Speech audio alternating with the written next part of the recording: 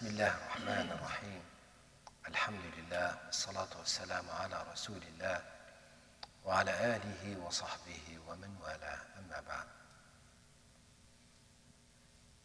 Allah subhanahu wa ta'ala said قد تبين الرشد من الغي. The rushd is clear from ghay, or the clarity between rushd and ghay is so apparent and bright. What is the right path and the clarity of it, and the confusion on different paths and how dark it is. So Rasulullah sallallahu alayhi wa sallam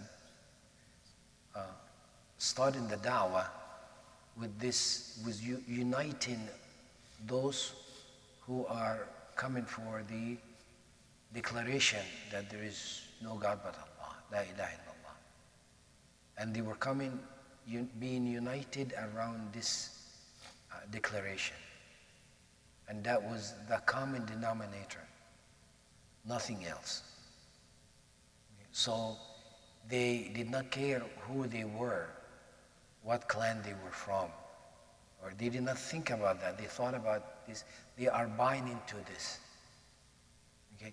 So they came in different shape and colors and backgrounds and everything, because all what they're coming for is this issue, la ilaha illallah. And that unity became very unique, because it is a unity around something that worthy to be united, or the only thing one should be united on. And the work after that against Islam was to get the Muslim thinking differently. They could unite under different banners, and or just uniting, right? Just being united. Instead of talking about what are you united around, just talking about you should be united. Okay? And the enemies of Islam knew this very well, that if they can break that concept of uniting around la ilaha illallah, and get the Muslimin busy about something else to be united around. It does not have to look ugly, it can look very good and nice and kind, and then that is the time they declare, that is the path of destruction for these people. Okay? And unfortunately we fall into this big time. Well, at the time of when Rasulullah sallallahu alaihi wasallam told us about the different stages that Islam will go through, the Muslims will go through, Khilafah ala manhaj al-nubuwah. At first the nubuwah will go away, meaning Rasulullah sallallahu alaihi wasallam will die, and then Khilafah on the path of prophethood, and then Khilafah adda. Khilafah adda meaning Khilafah, everyone wants it for their seed, their family, and so forth. Even though it was Khilafah adda, but it was very, the concept of uniting around la ilaha illallah was still there. To identify oneself with something else than a Muslim around the Muslimin and the Khilafah was something strange. So different countries, if you will, or nations, not countries, nations, okay, had different languages and different culture and so forth. They came into the same concept.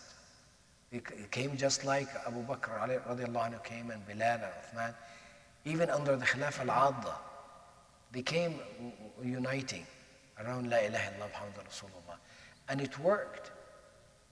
And it worked, meaning that you would think that it's a different culture, different language, different this, different that, and so it is not going to bring its fruits. No, it does.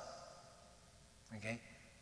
Many scholars that we are learning from today in their writings are not Arabs. okay? They came late in Islam. Their nations came late in Islam, but they came united around the same concept. Okay?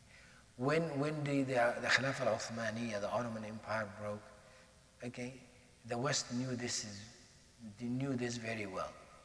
Keep them united around something else.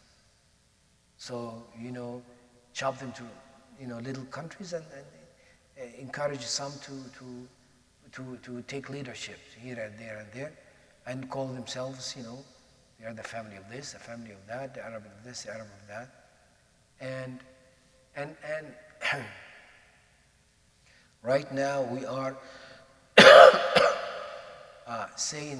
talking about ourselves, we need to be a good Muslim, this and that, and we still forgetting about this concept. Okay? Those who are actually doing the work of Islam, they are forgetting about this concept. We still talk about the Pakistani and the Egyptians and the Bengals and the Africans and this and that. Okay? And we don't think much about it. And so not even go further than that. The groups that are going on the right path, trying to do something, they start very well, and then they have an evolution in their ways to the point that they hold on to their ideology themselves. So what they are united around is their ideology, not La ilaha illallah Muhammad Rasulullah, right? So they would bring someone forward or in their history development, if you will, and this man would be the one of this, and their ways would be this, and their way would be that. You have Muslim groups are holding on to Islam, trying to spread Islam, and they are against others because they want to spread Islam, they want to spread the da'wah, they want to spread their ways and so forth. They fall exactly in the same thing that Rasulullah ﷺ warned us about. Okay? and so long that we have that concept, we're not going anywhere. Okay? In the Muslim countries now, there are ahzab, there are, groups who come in and run for politics, to run, to get seats and so forth. And there will be different Muslim groups in different ahzab, and they will run against one another and so forth. It's just the same concept, okay? The same as Rasulullah ﷺ said, "Da'uha innaha muntina." Let go of it, it is rotten. It is foul smell. To say I'm belonging to something different. Okay? But now it is something new and daring even more. Okay? For those of the enemy of Islam, they want to change the core of what Islam is, to go deep in it, okay, and change what Islam is. Okay? So that you find them now going to talk about Sharia. Right? So instead of dividing you and getting you to unite something around something else, they try to change what you are united around. Okay? Meaning Islam itself. So you'll have the facade that you're united around Islam, La ilaha illallah, but actually you're no longer doing that. Because let us say, change the penalty for this and that, and make it this way because of this and that.